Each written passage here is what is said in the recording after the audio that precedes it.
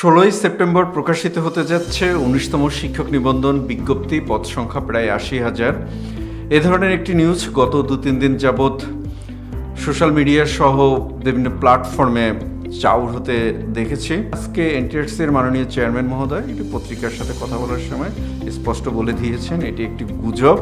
এই সম্পর্কিত তাদের কোনো মিটিংয়ে কোনো কথা হয়নি বা এই সম্পর্কিত তাদের কোনো আলোচনা হয়নি, একদম টোটালি গুজব।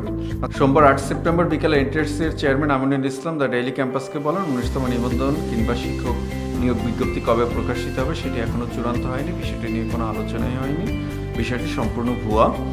এদিকে এনটিআরসির মাধ্যমে বেসরকারি প্রতিষ্ঠানে প্রবেশ পর্যায়ে শিক্ষক নিয়োগের ক্ষেত্রে লিখিত পরীক্ষা বাদ দেওয়ার প্রস্তাব করা হয়েছে। কেবলমাত্র প্রিলিমিনারি এবং ভাইবার মাধ্যমে প্রার্থী বাছাইয়ের প্রস্তাব করা হয়েছে। অধিক সংখ্যক প্রার্থী নিয়োগ কার্যক্রম দ্রুত শেষ করার পরিকল্পনায় এই প্রস্তাব করা হয়েছে।